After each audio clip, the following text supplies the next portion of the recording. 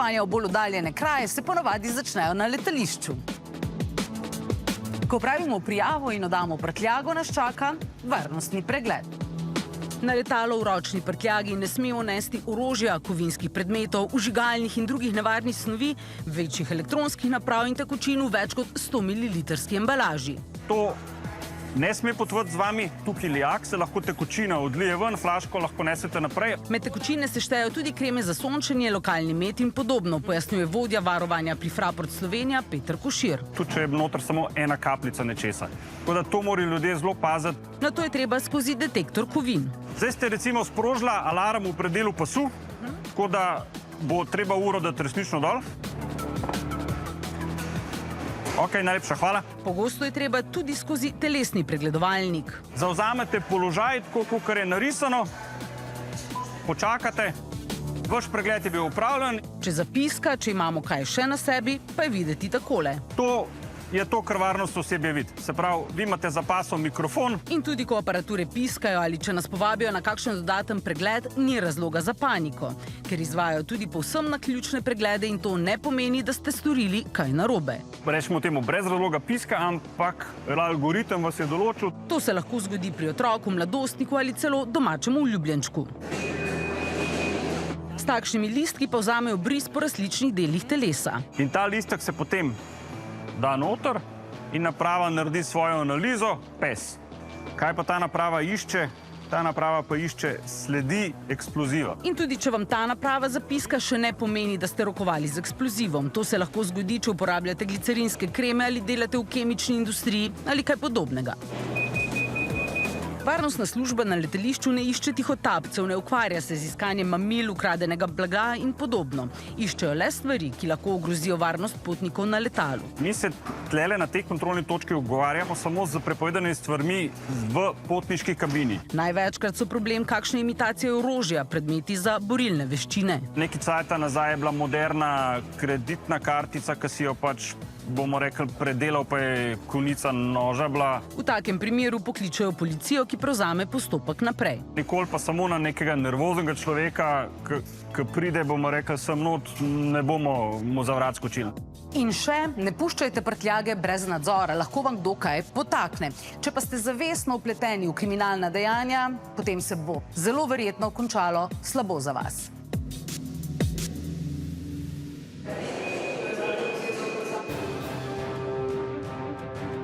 Prav na letališču, sicer v Venezueli, se je leta 2010 začela kalvarija Simona Dome. Po skoraj 7 letih raznih zaporov in po 8 letih na prostosti se je z nami prvič spet vrnil k zaporu Dob. Simon, kdaj ste bil nazadnje tle? 17. januarja, ko so me spustili. Zaradi dolgov se je pred 15 leti odločil v zameno za 15 000 evrov iz Venezuele v Evropo pretovoriti 5 kilogramov kokaina. A so ga prijeli in dobil je 15 let zapora. Bil je prepuščen sam sebi. Odvetnika, jaz sem prvič ga videl, ko so me peljali na sodišče. Smo bili tam pač v eni sobci in je pač rekel, da je moj odvetnik in da mi je sendvič prinesel.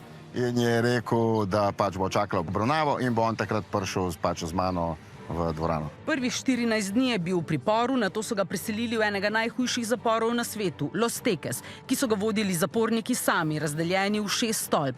Za najosnovnejše, posteljo in hrano jim je moral plačevati. Tako, ko sem prišel v Los Teques, so me en teden pustili primer, kar se tiče tega plačevanja, pa so mi rekli, da zdaj bom pa mogel poklicati in so mi pol to telefon dali. Da je poklical mamo, ki je tako šele mesec dni po aretaciji izvedela, da je sin v zaporu in ki je morala poskrbeti, da je vsak teden dobil približno 60 evrov za preživetje v peklu na zemlji. To je pač tam meni v tej tolpi je prav, bom rekel, naštiman za to, ker je imel pač ženo v Španiji in prek njega je, ne vem, moja mami pošiljala ženi, žena je spremenila v Bolivarje in poslala pač njemu. Mama je tudi stopila v stik s slovensko konzularno službo. Je moja mami to vse rihtala. Ko konzularna služba izve, da je v tujini zaprt slovenski državljan, poskušajo čim hitreje angažirati najbližje pristojno veleposlaništvo in stopiti v kontakt s svojci, pravi nekdanji vodja konzularne službe Andrej Šter. Svojci so večinoma so v pomoč. Včasih naletimo na situacijo, kjer rečejo, ja, vemo, odpotoval je že dolgo nazaj, kakšne neumnosti počne, nas ne zanimajo, ne moremo mu pomagati. Ravnanje, ko gre za notranje zadeve druge države, njihova sodišča, je izjemno zapleteno. Upoštevati je potrebno ogromno pravil, spoštovati lokalne običaje in kulturo, predvsem pa zahteva veliko iznajdljivosti. Šele po določenem času se lahko vključi tudi slovensko pravosodje, ki zaprosi za prenos prestajanja kazni v Slovenijo. Ne moreš niti izgubljati časa s tem, da se s tem obremenjuješ. Ti se nekako tam obremenjuješ, kako boš preživel dan. Po dobrih 4 letih so mu le odobrili prenos kazni v Slovenijo, kar je izvedel dan pred premestitvijo na Dob. Drug dan so prišli ta njihov Interpol, so me peljali v njihove prostore. Tam sem bil še 2 dni zaklenjen na ograjo z lisicami. Pa je prišel dan, da so prišli naši Slovenci, so me peljali na Simon Bolivar letališče. Tam so me prevzeli Slovenci in sem šel na Dob. Na Dobu je odslužil še 2 leti. Blok 3, to je tam statanove zgradbe, sem bil pa levo. Pol proti koncu sem bil pa tukaj na pol odprtem. In iz tukaj sem šel pol po tej cesti domov.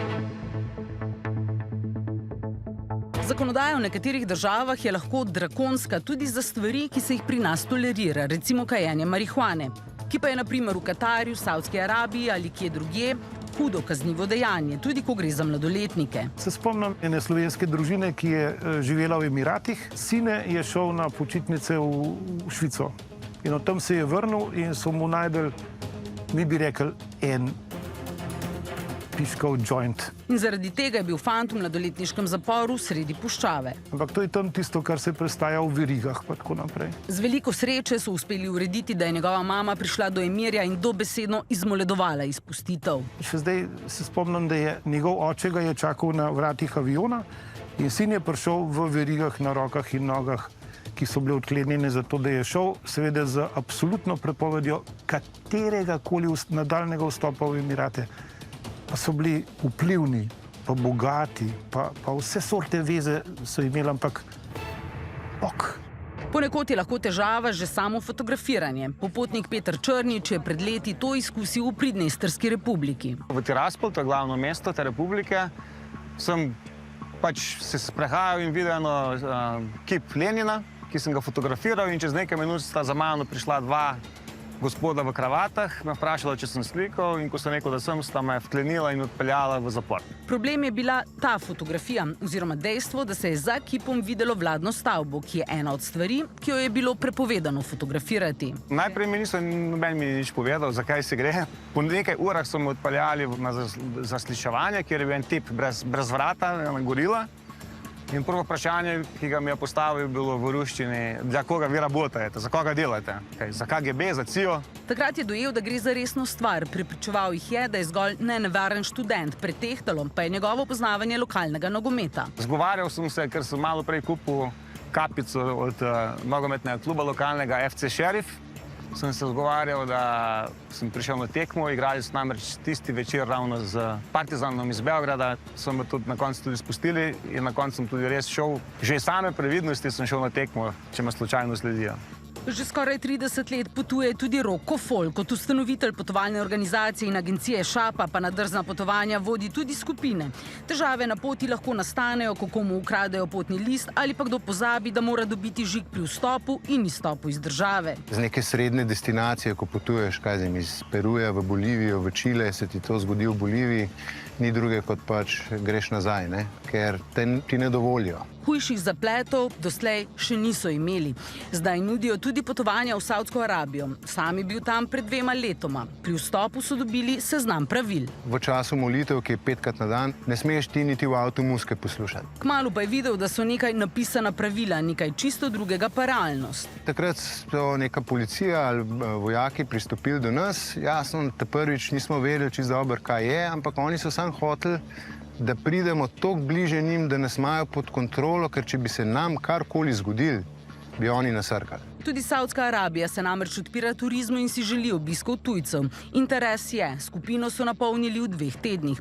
Vodijo pa tudi v Afganistan in v indijski del Kašmirja. Ko grejo v Kašmir, morajo jasno vedeti, da se pa mogoče lahko kaj zgodi. Tudi mi jih na to opozarjamo. Trenutno pa ne vidi nobenega smisla, da bi ljudje hodili v Ukrajino. Niti v Izrael.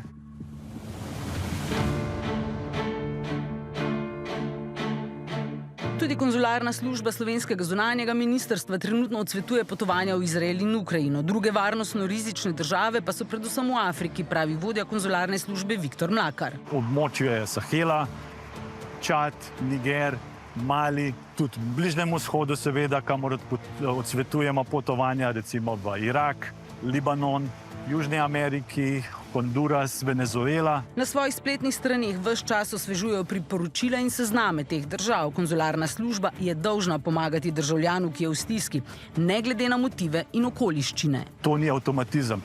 Naš državljan, ki se znajde v takih situacijah, mora to zahtevati. To pravico ima.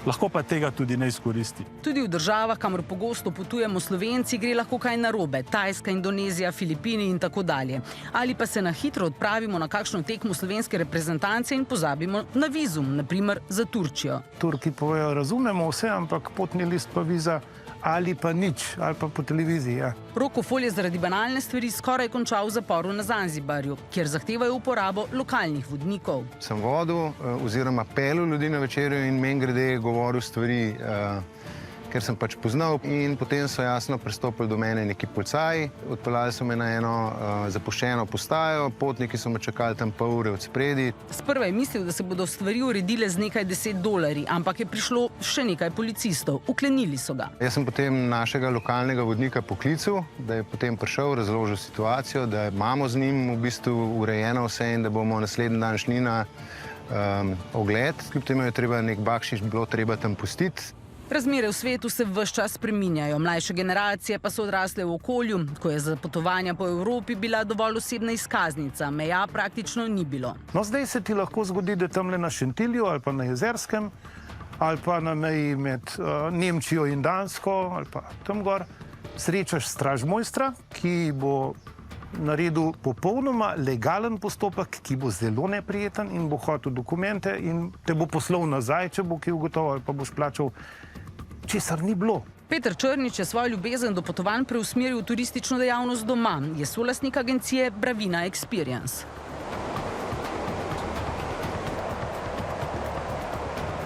Ker nudijo neklasične turistične izkušnje izven uhojenih poti ob državni meji, pred vsako skupino sam preveri celotno pot, da ja ne bi šlo kaj narobe. Kar dosti imamo teh ameriških gostov in za njih je varnost zelo pomembna. Prav Združene države Amerike so v zadnjem času močno zaostrile nadzor na mejah. Kar pomeni, da seveda potrebno upoštevati in spoštovati vse vstopne pogoje, ki jih ZDA zahtevajo, ne?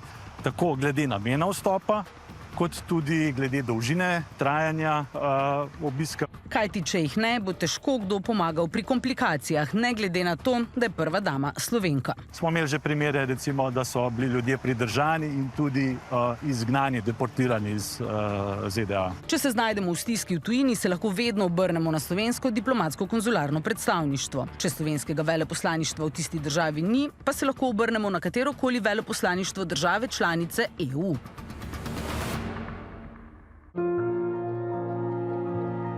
Simon Doma je mamo po več kot 4 letih v venezuelskih zaporih prvič videl šele, ko jo je imel prvi izhod na Dobu. Nisem tako daleč hodila, so se tukaj usedla in pojela prvi sendvič na svobodi, tako rekoč ne za zapahi Doba. Mortadela, sir pa kumrce. Razkošje v primerjavi s tem, kar je jedel o prihodu v venezuelski zapor. Veliko časa sem jedel v bistvu ostanke, ki so mi jih dali sojetniki. In ste verjetno tudi kar shujšali, ne? Ja, 15 kg se mi zdi, ja. 15 do 20. Ko se je odločil, da postane kokainska mula, je bil prepričan, da ga ne bodo dobili in bo poplačal dolgove. Izgubil je najlepša leta življenja, zgolj po sreči preživel pekel in končal še v večjih dolgovih. Sem bil pa malo tako sebičen, bom rekel. Nisem nobenega mislil, ampak to pol še veliko za sabo prpele in mamo sem dal večje dolgove, konc koncev vse nas. Ena taka zgodba, po moje, odvrne mogoče desetine, tudi stotine tistih, ki bi res lahko prišli v podobne stiske. Nikomur jih ne prošam. Uradno se na zunanjem ministrstvu vsako leto ukvarjajo z okoli 80-90 tovrstnih primerov. Ne končajo se vsi primeri dobro. Se pravi, so bili primeri, ko so Slovenci tudi umirali v zaporih v tujini. Da. Če želimo, da se naše počitnice dobro končajo, moramo tudi vedeti, kaj lahko prinesemo nazaj. Najprej se bomo srečali s policijo. Se razvrstite na linijo državljani Evropske unije. Dobar dan. Znamete presenčala? Zdaj, očala ste mogli sneti zato, ker policija pri preverjanju vašega dokumenta preverja fotografijo v vašem potnem listu z vami. Če se kjerkoli vodi kakršenkoli postopek ali ukrep, to zaznajo. Zoper vas odredi pridržanje, zadržanje, zavrnitev, karkoli bi v tem primeru temeljite mejne kontrole ugotovila. V zadnjem času je v porastu uporaba pravih dokumentov od nekoga, ki mu je fizično podoben, pojasnjuje pomočnik načelnika postaje letališke policije Brnik Matjaž Torkar. Mi temu pravimo imposter, se pravi oseba, ki uporablja dokument druge osebe, ki je originalen. Leta 2023 je policija odkrila 281 zlorabljenih, torej ponarejenih ali prenarejenih dokumentov, ki jih je uporabilo 186 oseb. Lani je 185 ljudi uporabilo 245 zlorabljenih dokumentov, letos pa je že 70 ljudi uporabilo 109 takšnih dokumentov. Zadnja leta ugotavljajo, da je več primerov, ko ljudje čez mejo prenašajo tudi prepovedane snovi v športu. Pri nadzoru teh in ostalih prepovedanih stvari pa sodelujejo s finančno upravo oziroma carino. Če carina, na primer, zazna droge, pokliče policijo. Policija prevzema zmeraj težje postopke. Če ne želimo težav ali denarnih kazni pri vrnitvi, moramo nekatere stvari prijaviti na carini. Na primer, večje količine gotovine, zlata, pa tudi stvari, ki presegajo vrednost 430 evrov. Če se vračate na primer iz Turčije in ste tam kupili usnjeno jakno ali torbico dražjo od 430 evrov, morate to prijaviti. V nasprotnem primeru vas lahko doleti kazen od 300 evrov naprej in še carina. Iz tretjih držav lahko prinesemo na primer le 200 cigaret, torej 10 zavojčkov, 250 gramov tobaka, 1 liter žgane pijače, 4 litre nepenečega vina in 16 litrov piva. Pogosto pa pozabljamo na sadje, zelenjavo, meso, rastline in podobno. V letošnjem letu je finančna uprava v osebni prtljagi potnikov zasegla že skupno 180 kg rastlin in rastlinskih proizvodov. Lani pa so v osebni prtljagi potnikov v letalskem prometu odkrili 332 kg nedovoljenih živil živalskega izvora, največ mesa in mesnih izdelkov. Pozorni moramo biti tudi na nakupe izdelkov, ki izvirajo iz zaščitenih vrst živali, rastlin oziroma osebkov. To so lahko korale, okostja, nagačene živali in tudi to je prepovedano. Če torej ne želimo pristati v zaporu v tujini ali plačevati kazni, ko se vračamo, se moramo na potovanje dobro pripraviti. Ključno je, da imamo veljavne dokumente, da vemo, kam gremo, kakšna pravila tam veljajo, se jih držimo, spoštujemo lokalne oblasti in se prepričamo, kaj lahko prinesemo nazaj.